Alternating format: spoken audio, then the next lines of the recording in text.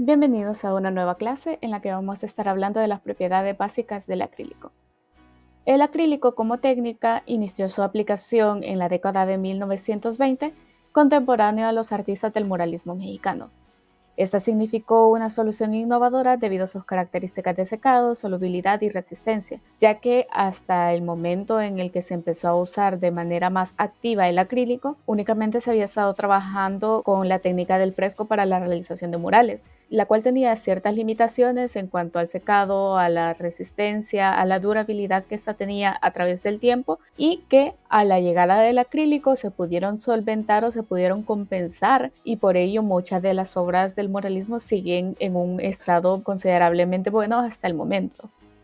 Dentro de las características y propiedades vamos a ver algunas que son las más rescatables, que son: posee una rápida velocidad de secado, lo cual permite que se trabaje en un periodo de tiempo una gran cantidad de capas o una cantidad de detalles que no se puede lograr con otras técnicas. Cuando aún se encuentra de manera pastosa, esta es soluble en agua. Sin embargo, al secarse, esta se vuelve resistente a la misma. ¿Qué quiere decir esto? Que mientras la pintura todavía contenga cierto grado de humedad, esta podrá seguir siendo intervenida hasta cierto punto, pero al momento de que esta se seque por completo, aunque se intente a través del agua hacerla más delgada y volver a intervenirla, ya no será posible debido a que se vuelve resistente a esta, por lo que será necesario trabajar una nueva capa.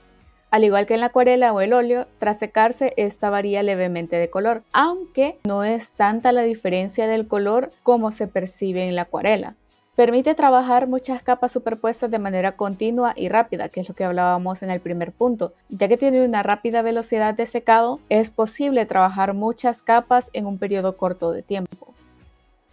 También tenemos que se puede aplicar puro con total cobertura o como veladura al diluirla con agua. Si la pintura acrílica se utiliza tal y como viene en el tubo o en el estuche, esta va a tener la mayor saturación y la mayor cobertura que la técnica puede dar, mientras que si esta se diluye en agua, pues podemos variar con las transparencias, variar con qué tanta cobertura vaya a tener esta sobre las capas previas y hacer un tratamiento de veladura sobre las capas que ya se tienen, así como se logran aprovechar las transparencias en la acuarela. Es resistente a la oxidación y a la descomposición química, lo cual sugiere que tiene una muy buena resistencia y una buena conservación a través del tiempo, teniendo una mayor durabilidad que otras técnicas. Como parte de su composición, el acrílico es altamente adhesivo, que es compatible con muchos soportes de diferentes materiales, debido a que no es difícil que ésta se adhiera a las superficies. Es muy resistente a exteriores, tanto a lo que se refiere con la humedad, la suciedad, el sol, la lluvia. Es altamente resistente, lo cual es muy favorecedor al momento de trabajarlo, por ejemplo, en murales o en obras que se exhiban de manera exterior.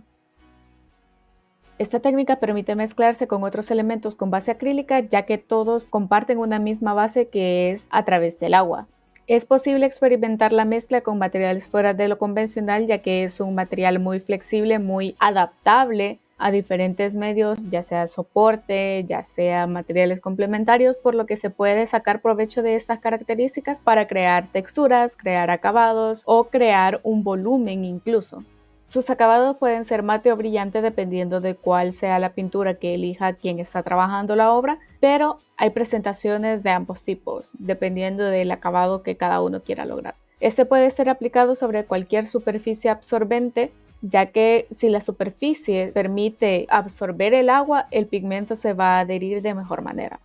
En cuanto a las superficies, vamos a hablar un poco de cuáles son aquellos más comunes en los que se puede utilizar y algunas recomendaciones y pautas para hacerlo,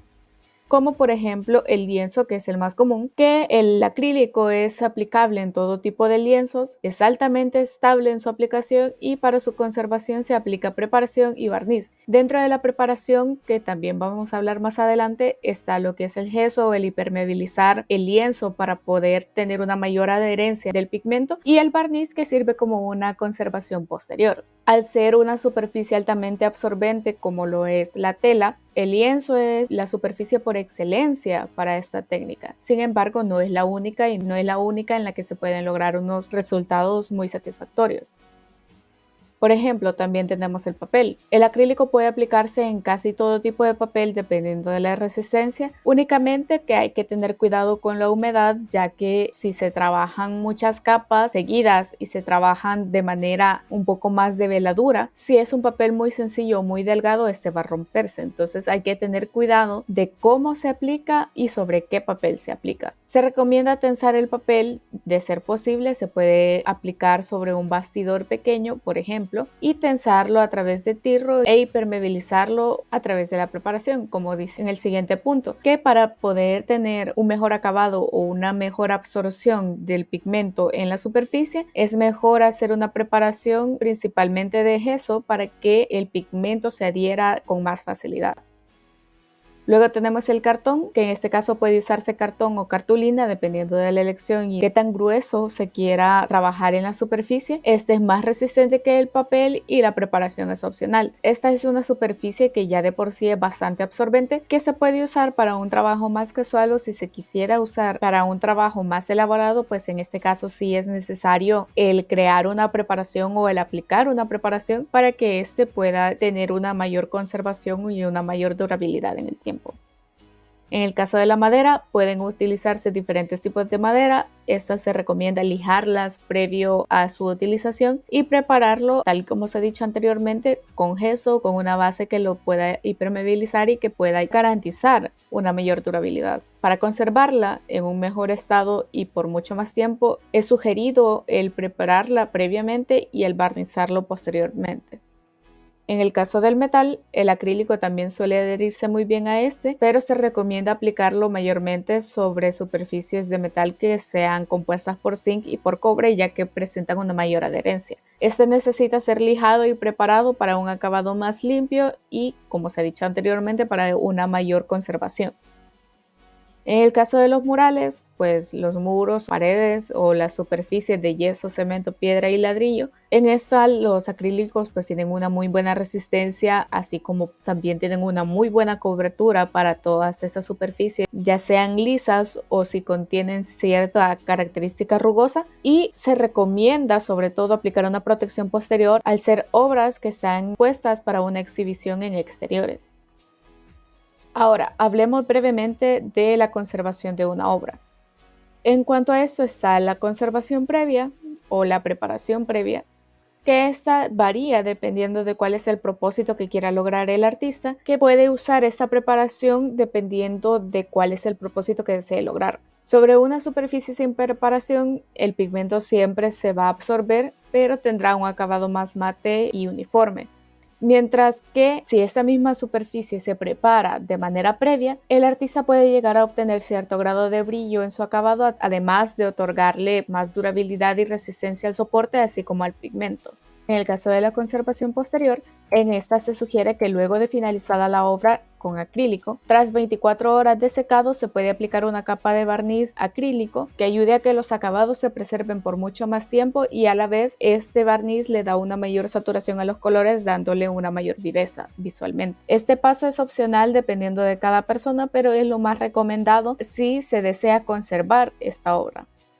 Ahora, algunas recomendaciones al momento de usar la técnica son: la aplicación de esta debe trabajarse de manera rápida, ya que si no se tiene suficiente agilidad al momento de trabajar, la capa se va a secar y no se va a poder seguir trabajando, sino que se tendrá que trabajar una nueva por encima. Los pinceles deben lavarse y secar rápidamente, ya que el acrílico, si los pinceles no se limpian, pues tiende a arruinar los pinceles, ya que el pigmento queda adherido y luego el pincel pierde la flexibilidad en sus cerdas. Se debe tener cuidado con la exposición del pigmento al aire y al calor, especialmente si todavía se está trabajando, ya que esto acelera el secado y no permite mucho margen de error.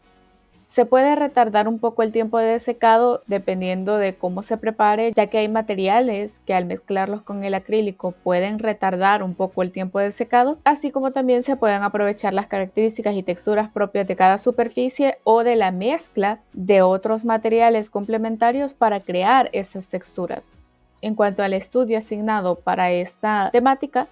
está el estudio de objetos con mucha luz, que en una página de papel, acuarela, canson o guarro, se sugiere un estudio de 3 objetos en la que se haga una utilización de mucha iluminación, de una fuente fuerte de iluminación, como lo puede ser la luz natural del día, una luz con ayuda de una lámpara, una luz que esté junto a la ventana, etcétera. Y estos objetos serán elaborados con acrílico. ¿Por qué es importante que tengan una fuente considerable de luz? Porque a través de la luz y de la elección de materiales de estos objetos, como lo puede ser el vidrio, el metal y la madera, se permite analizar cómo cada uno de estos objetos percibe o refleja de manera diferente la luz a través de sus propiedades particulares. Por lo que el saber observar y el saber diferenciar cómo esta luz rebota o se absorbe en estos objetos es vital para poder recrear después otros materiales, ya que estos 3 en específico tienen una manera muy particular y muy propia de recibir la luz.